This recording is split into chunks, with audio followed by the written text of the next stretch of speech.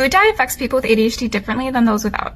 I'm Annika, I'm an ADHD nutrition research specialist, so if you want to learn more, just follow along because that's what I talk about. So this is the first and only study that's actually looked at the brain scans of people who have ADHD when they're on food dyes. They had 18 people with ADHD and 11 people without, and these were adults, so we want to keep that in mind too. And they had them basically eliminate all food dyes from their diet for a few weeks, and then they were given a cookie that had either the food dye or not food dye, so that would be a placebo. Now what they found was fascinating. The people with ADHD who had the food dye experienced what we call a decrease in alpha power in the posterior region, which basically that means they are experiencing more sensory processing. However, the people who were not diagnosed with ADHD did not experience this difference. That being said, there were no differences in behavioral self-report changes. So even though it did statistically significantly affect the actual changes in the brain, it did not translate to a meaningful lived experience difference. Now again, this was with adults, so maybe it could be different with kids.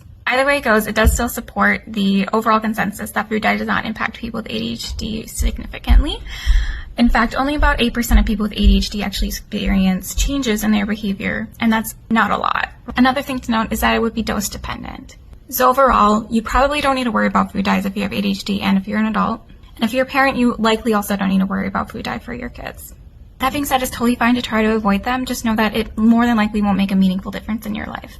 In fact, if you're really stressed about it, it might actually be making it worse.